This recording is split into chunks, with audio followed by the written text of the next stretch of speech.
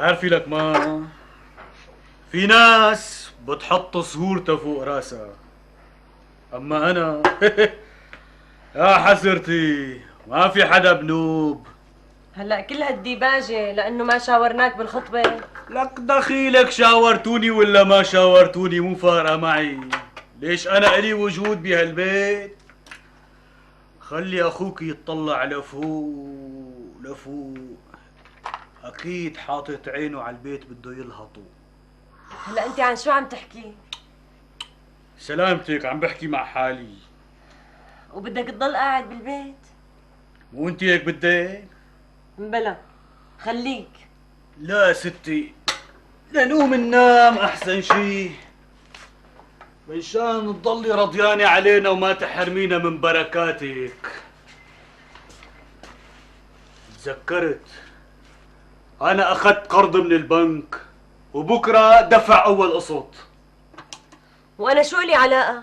ليش لا أدفع لك أول قسط؟ لك شلون شو لك علاقة؟ إذا ما دفعتي رح يحجزوا على البيت. ليش ليه يحجزوا على البيت؟ لأني راهنه للبنك. خاطري. الله يعطيك العافية ولا ينور لك طريق. لك لهون وصلت. يا رب دخيلك على هالمصيبة. لك شو أعمل أنا بحالي؟ لك شو أعمل؟ ناقصني أنا.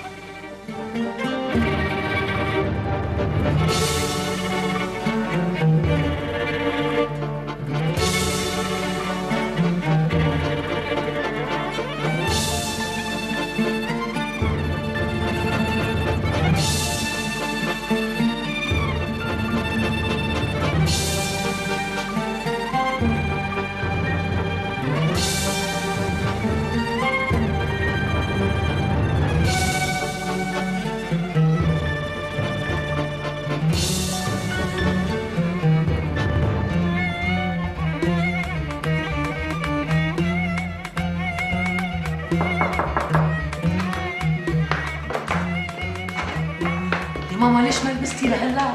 العالم ناطرينك برا. ماما انت روحي لعند المعازيم وهلا نحن بنلبسها بسرعه. يلا بس لا تاخروا. هلا مو وقت الصفن. قومي. بس بدي اعرف انا شو اللي ناقصك، شو بدك احسن من هيك؟ شب حليبه وطبيب عنده بيت مفروش، حباب وابن خالتك، مليح على حظي مليح على حظي انا. خلصينا سلمى. قومي.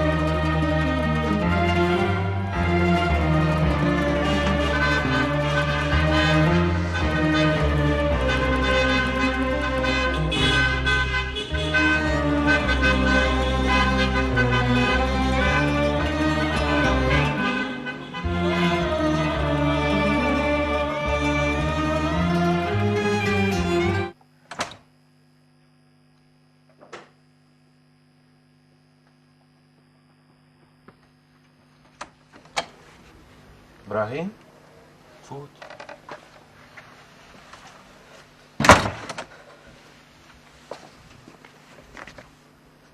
دورت عليك ما لقيتك، وين عم تروح؟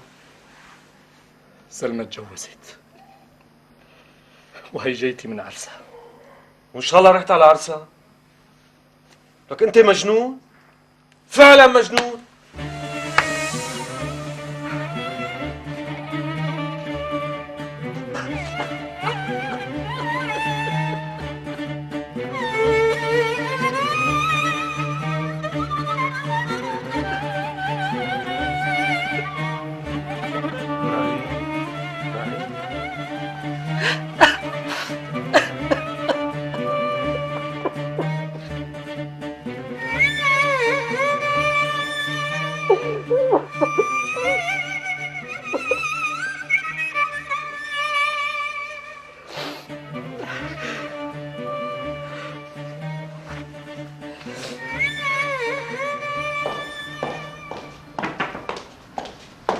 مرحبا استاذ.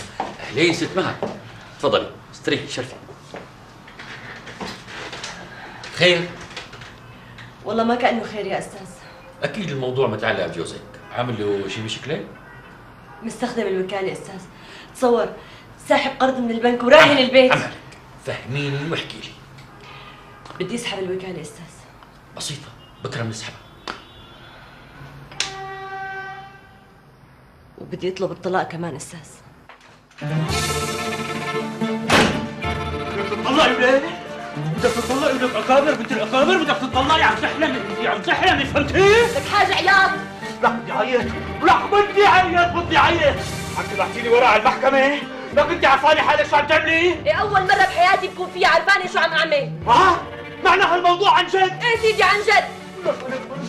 لك انا بشرشحك، انا بشرشحك، لك شو أنا حاج تغلط؟ قلت لك يا 100 مرة وبعيدها كمان، لأنه الموضوع انتهى. صار لي 15 سنة بتحملتك وكل سنة بقول بكرة بيركض، بكرة بيكبر وبيبطل هالعوايد، بس الظاهر ما في أمل فيك. أنا بعترف لك إني فشلت وما قدرت غيرك، لذلك خليني الله يخليك اتركني بهمي. لك يعني بدك تطلعي؟ اي نعم، ويا ريت تطلع بدون فضايح، لأنه هذا البيت ما عاد لك قاعدة فيه. أنا شبعت ذل وتعتير، شبعت إهانات قدام الناس. يا حاجة بقى، حاجة 15 سنة محسوب علي رجال. ولك هذا البيت بيتي، وهلا فيني بيعه، وانت بتنقلي لبرا، فهمتي؟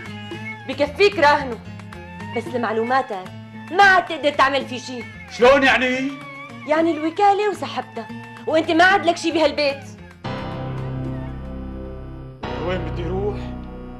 والله روح عند امك الحنونة يلي ما بتسترضي تجي يوم تزورنا. وابني شلون بده يعيش بلاقيه؟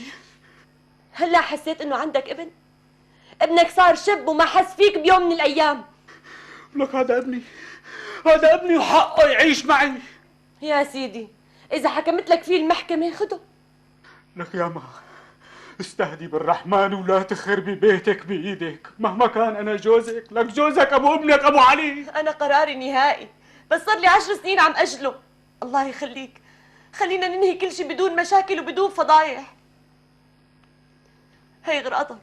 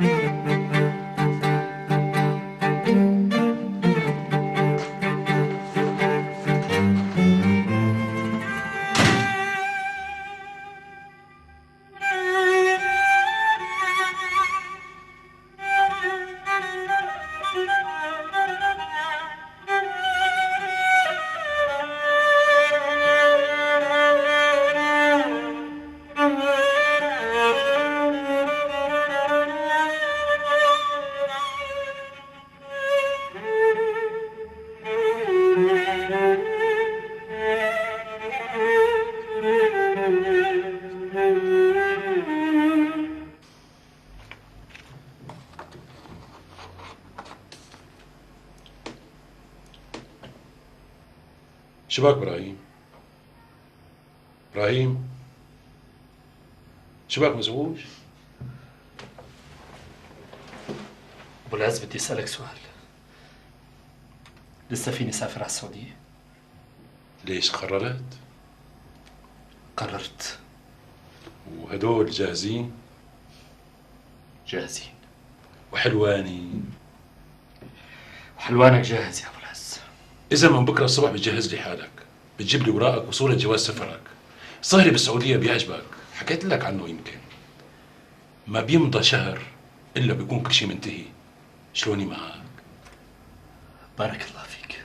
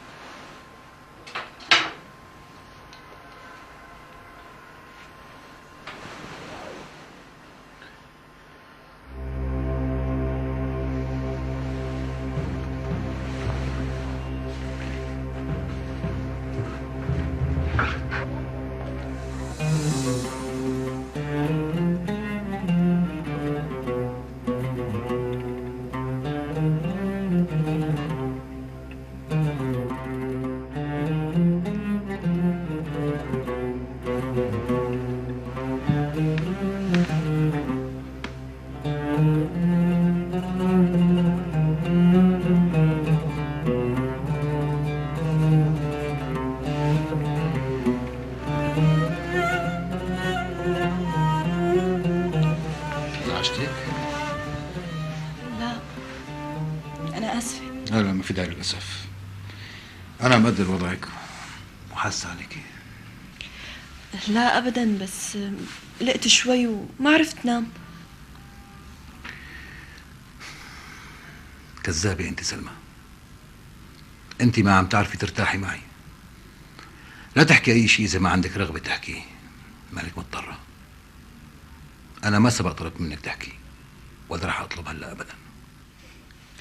أنت عن شو عم تحكي؟ ما فهمت عليك. رح فهمك.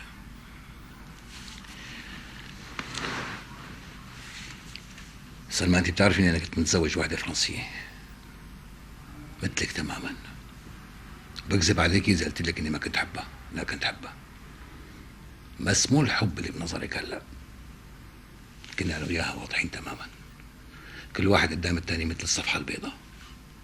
مشان هيك كنا نناقش كل شيء بيناتنا، كل مشاكل حياتنا، كل طموحاتنا، حتى غيرتنا على بعض. اختلفنا وافترقنا لكن باحترام شديد. مشان هيك أنا وقت بتذكرها هلا بحس إنه هي جديرة بهالمساحة اللي أخذتها من ذاكرتي، وبحترمها، مع إنه هي هلا برات حياتي وعايشة حياتها وبكيفها وأنا ما لي أي علاقة، لكن بضل بحترم لها إياها. وعلى الأغلب هي هلا عايشة قصة حب. وأنا شو دخلني؟ إذا بتفكري منيح بتعرفي إنه دخلك، وبتعرفي إنه الجواب جواتك ولحالك. سلمى، أنا ما سألتك عن خصوصياتك لأنها ملكك. وقت اللي بتقرري تحكي لي أي شيء عن خصوصياتك بتكوني قررتي تشاركيني بكل شيء. أنا ما سألتك ولا مرة ولا رح أسألك أبدا. المفروض فيكي أنت إذا عندك مشكلة تناقشيها بينك وبين نفسك وبهدوء وبساطة وتوصلي لقرار. بعدين إذا صعب عليكي أي شيء أنا بضل أقرب الناس لإلك، على الأقل بين هالأربع حيطان اللي عايشين مع بعض أنا وأنتي. قولي لي وأنا بوعدك ساعدك، حتى لو بدك تطلقيني.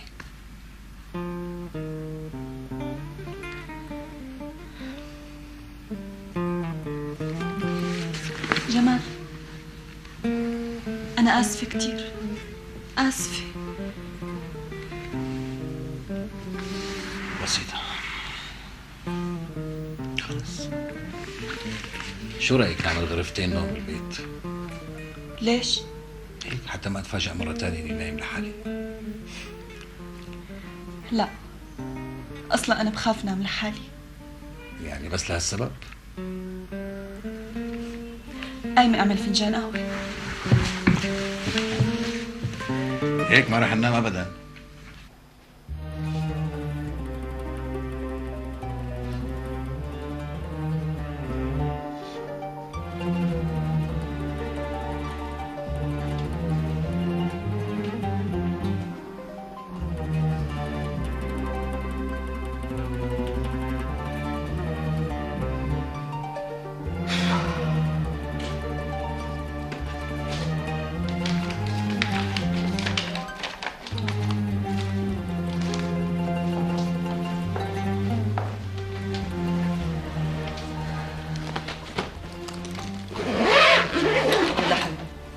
رح تتأخر.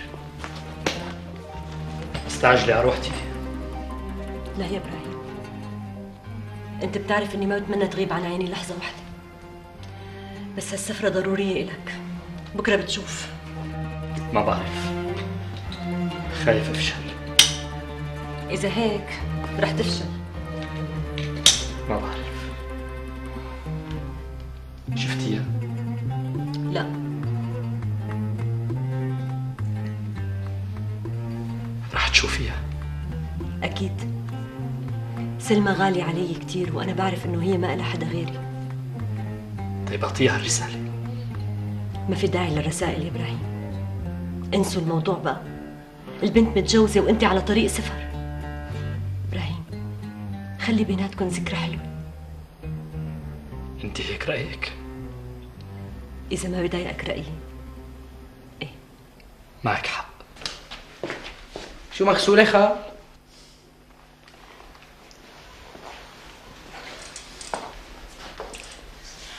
دير بالك على دروسك.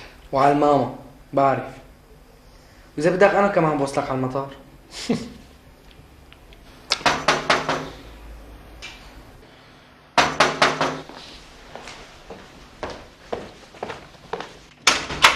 مرحبا.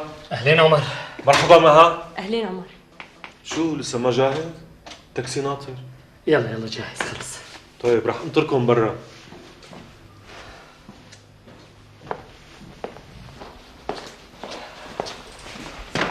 يلا خلي عنك خال.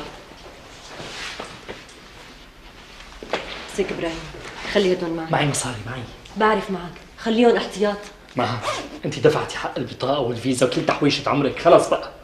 يا حبيبي معلش، اعتبرهم دين وخلي ببالك انه بدي الطاق 10.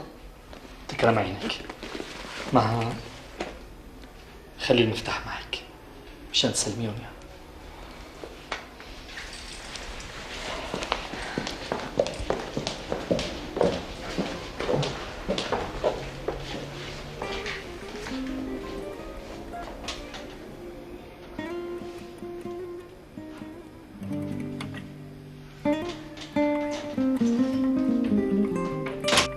طمني صغري، شو اخبار العياده؟ بخير، بس البلد بضل بنقص اختصاصات. تفضل بابا. يسلموا. تفضل ماما. يسلموا حبيبتي. هاتي. بالاذن. شايف سلمى مو طبيعيه، تعبانه شيء؟ لا يمكن تعبانه من شغل البيت. لا لا لا، ما دخلوا البيت ابدا ولا تعبانه يا حمي. هي حامل. حامل؟ فرحتني. الحمد لله الحمد لله يا رب. هيك قولوا لنا لحتى نفرح.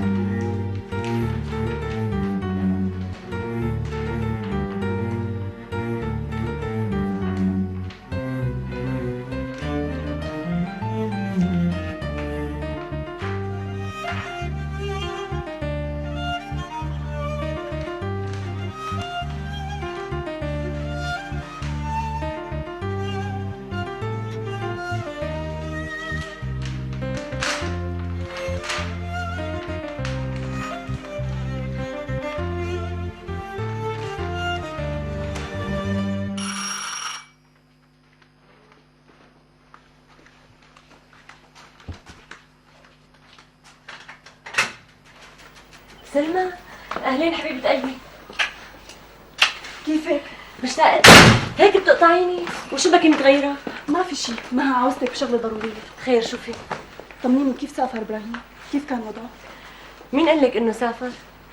اتصلت على الفندق اللي بيشتغل فيه ورفيقه قال لي على موعد طيارته كمان.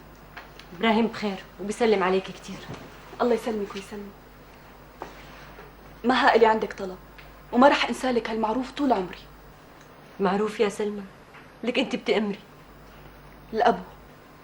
شو بقول الابو؟ سمعت زهير عم يحكي مع امي من شان نشوفك اذا بدك تبقي مستاجرتيه ولا بدك تسلميه. لا اكيد بدنا نسلمه. يعني ابراهيم مسافر والله يعلم ايمت بيرجع. شو بدنا من الابو؟ بس يعني باقي على موعد التسليم 15 يوم. لا رجاء لا تسلميه. ليش خير؟ لا تسأليني كتير، أنا بدي استأجره بس طبعا عن طريقك وما لازم حدا بالعالم يعرف هالحكي حتى إبراهيم. يا سلمى شو بدك بالأبو؟ شو إلك فيه؟ شو إلي فيه؟ إلي فيه ذكرياتي. من خلال لنا كل هذه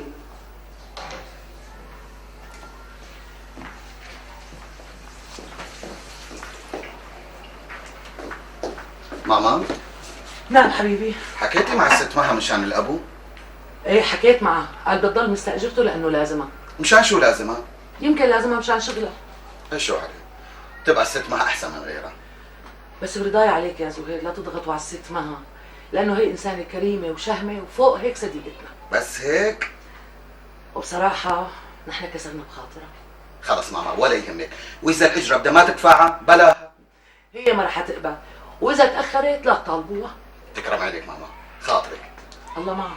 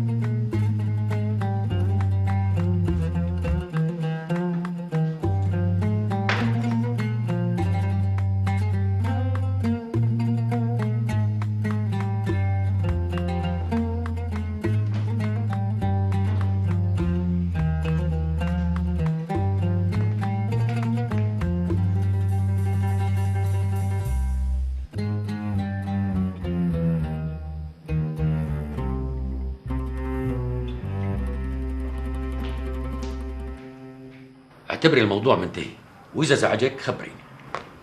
لحد هلا لا زعجني ولا سمعت حسه، بس هذا حسون وانا بعرفه. بكون هلا مو فاضيلي، بكون لافي على شي حدا، وبعدين بنرجع لمشاكلنا القديمه وكأنه شي ما صار. انا رح اعجل بالاجراءات قدر الامكان. ومن شان حضانه الولد استاذ. هلا بكير الحكي على الولد. لا استاذ مو بكير، من هلا لتخلص الدعوه بكون ابني صار عمره 15 سنه. اتركي لي هالموضوع هلا، بس انا عم بقول لك اذا بده اياه بياخذه، القانون واضح. الله يخليك استاذ، بدك تلاقي لي حل. انا ما بقدر اخلي ابني يعيش معه، انا دقيقه واحده ما بامن عليه معه. طولي لي بالك، بلكي بنوصل معه لحل وبضل الولد معك.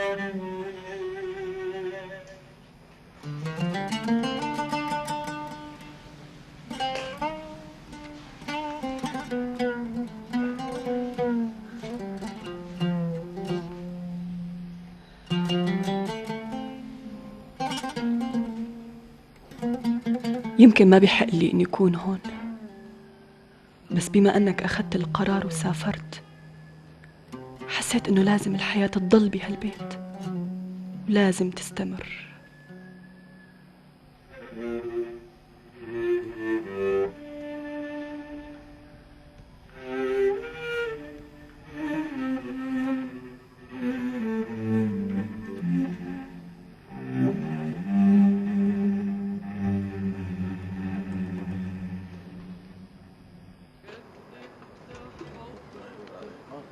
مرحبا بدر.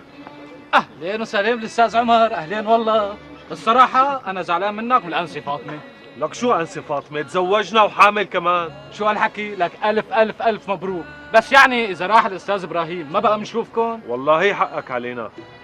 إيه أخي بدر، مرتي عم تتوحم على بيض غنم مشوي. شو هالحكي؟ لك إذا عم تتوحم على لبن العصفور لسافر على الصين وجيب لي إياه. لك تسلم يا بدر تسلم. وقف لي دقيقة عند العرباية الجاية. لوين؟ رايح جيب لك بيض الغنم.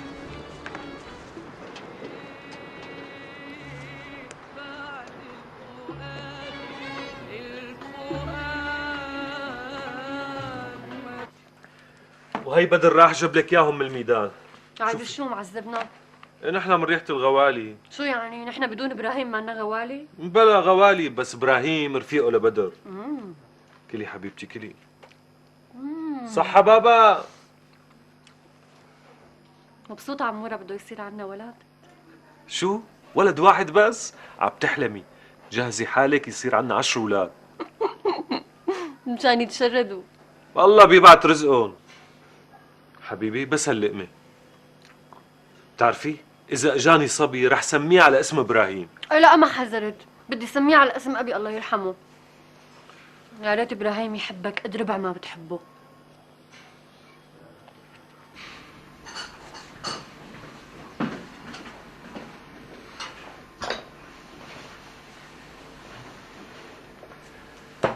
كيف حاسة حالك؟ منيح، ماشي الحال. لا مو هذا قصدي. فهماني عليك، قصدك مشان الولد. ومشانك سلمى، أنا ما بدي الولد يكون عبء عليك. أنا ماني حاسة هيك. بس أنا حاسس هيك. ما بعرف.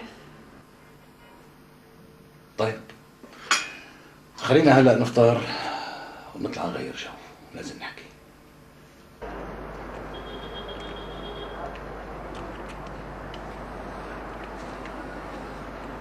سلمى أنا طلعت لأنه حابب نحكي مع بعض، بس أنت كأنك مسكرة كل الدروب بوشي، ما هيك؟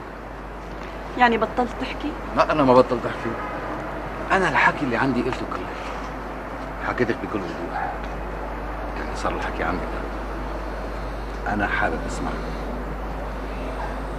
كيف بدي أنسى إبراهيم؟ وبكل شارع إلي ذكرى معه، بس لازم أنساه. شو ذنبه هالرجل اللي ما شفت منه غير الاحترام؟ راح إبراهيم وما بقي لي غير الذكريات. سلمى أنت كأنه تسرعتي بقرار الزواج، ما هيك؟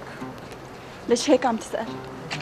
حاسس إنك كنتي بحاجة لفترة استراحة قبل ما تاخدي قرارك وتقبلي فيني. لا لا أبدا جمال، بس أنا تعبانة شوي، لا أكثر ولا أقل. بس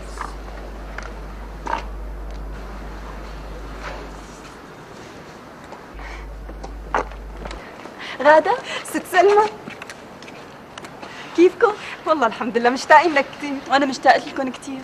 بعرفكم الدكتور جمال زوجي. أهلا. أهلا. رفيقتي غادة والسيد بدر زوجها. يا أهلا أهلا وسهلا. شو وين رايحين؟ فاطمة وعمر تجوزوا وهي حامل ورايحين نبارك لهم. وأنتم شو أخباركم؟ نحن ألف الحمد لله، عنا ولد والثاني جاي على الطريق. ما شاء الله، سلموا لي عليهم كثير. الله يسلمك. دكتور شرفونا زورونا. ده أكيد إن شاء الله، إن شاء الله أكيد. إن شاء الله. يلا بالإذن. الله معك.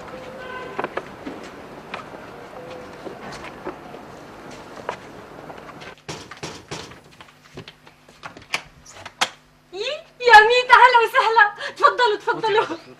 لك يا ميت اهلا وسهلا. لك والله بعد زمان. ان شاء الله الف مبروك يا رب. الله يبارك فيكي، تفضلوا. شكرا. والله اشتقنا لكم من قلبنا. الله يخليكي. مرحبا. اهلا اهلا اهلا. اهلا اخي بدر. كيف اهلا وسهلا. اهلا اخت غادة، اهلا وسهلا. اهلا اخي عمر، اهلين. ان شاء الله الف مبروك، تفضل. طيب يعني ليش معذبين حالكم؟ اعوذ بالله، والله ما في عذاب ولا شيء، هذا اقل من الواجب. الله يخليك. يسلموا ايديكم.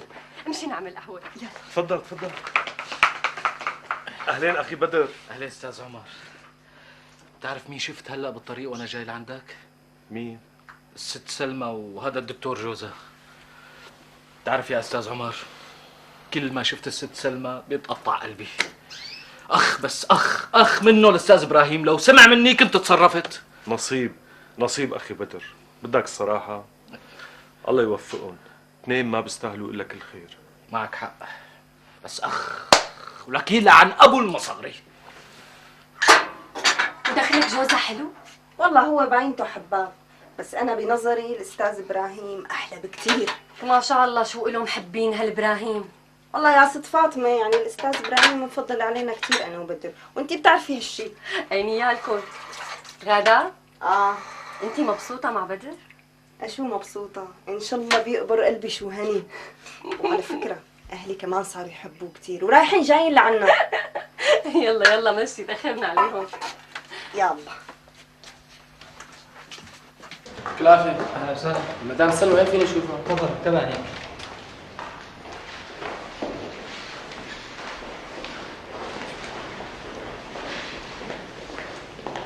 مدام سلمى؟ نعم خير. في لك طرد عنا. مين حضرتك؟ نحن شركة شحن.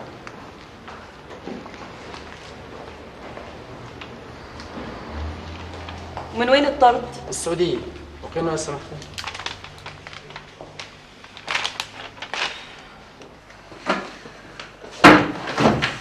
اليوم عيد ميلاد سلمى احمد. لازم نطلع نتعشى بشي محل برا. نطلع؟ ايه بطلع. عازمين حدا شيء؟ لا انت ومرتك وانا ومرتي بس. رح اشوف سلمى كمان.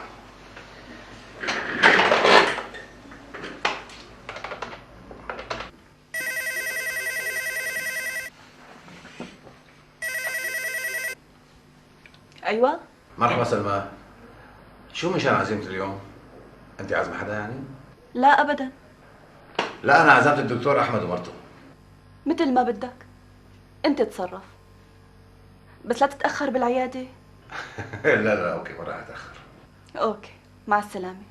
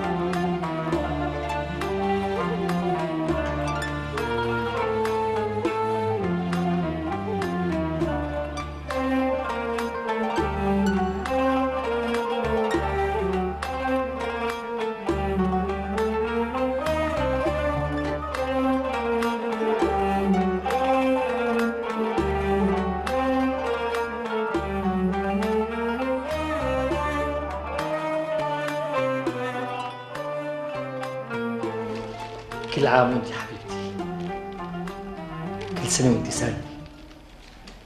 وانت سالم حبيبي. اشتقت لك. وانا كمان كتير.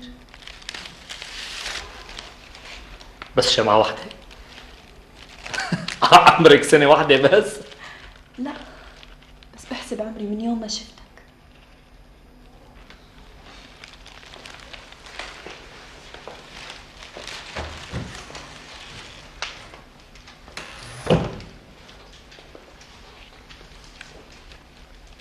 أنا بكفيني الورد. وعمري عمرك وعمري لازمين. مشان نتبادلهم سوا ونعيش مع بعض.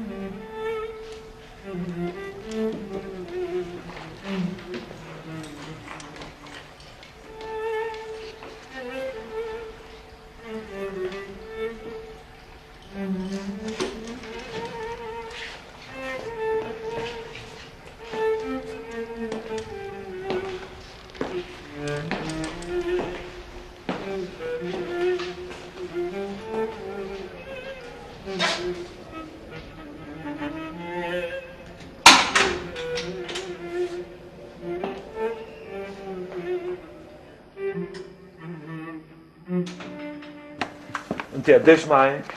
معي 200 ليرة. وهي 250. ما راح يقدونا لآخر الشهر. هيك ما بيمشي الحال، لازم أمن شغل بعد دوامي. طيب ليش ما بتخلي ابراهيم يأمن لك فيزا ويطلعك لعنده؟ لك قلت لك أنا ما بطلع برات بلدي. أنت ما عليكي، أنا بظبط الموضوع، امسكي. سلام. سلام.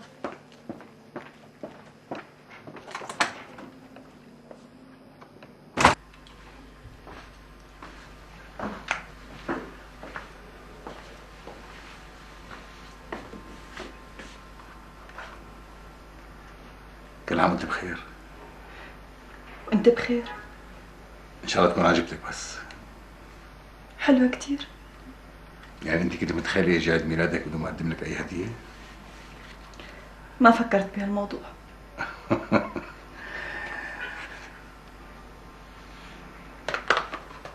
يلا حبيبتي البسيها وجهزي حالك ولا نتأخر.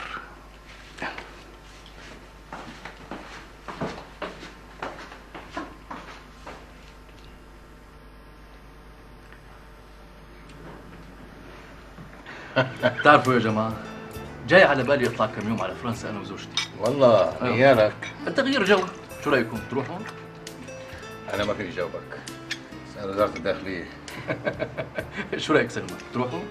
والله هلا صعب كتير، بوضع الحمل ما ممكن نفكر بالسفر. اي صح، معك حق. نسينا انه الدكتور جمال بده يصير عنده ولد.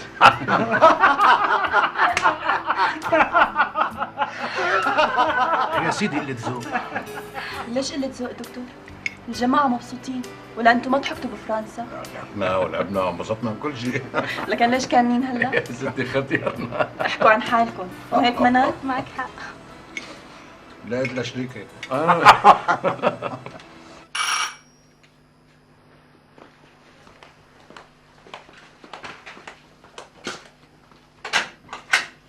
مرحبا. اهلا وسهلا. ست مها؟ ايوه. رسالة مسجلة من السعودية. اكتبي هون. تسلمي.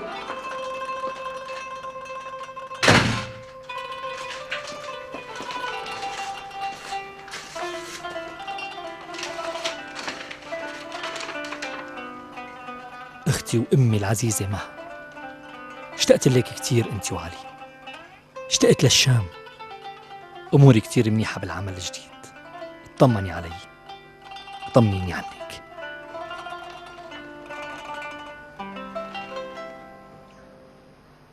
بعد التحية والسلام صديقي العزيز أبو عمير، لا أستطيع أن أهرب من ذكرياتي من ماض أنت تفهمني بشكل جيد. أحس بغربة شديدة وشوق كبير إلى تشردنا وذهابنا الدائم إلى السينما.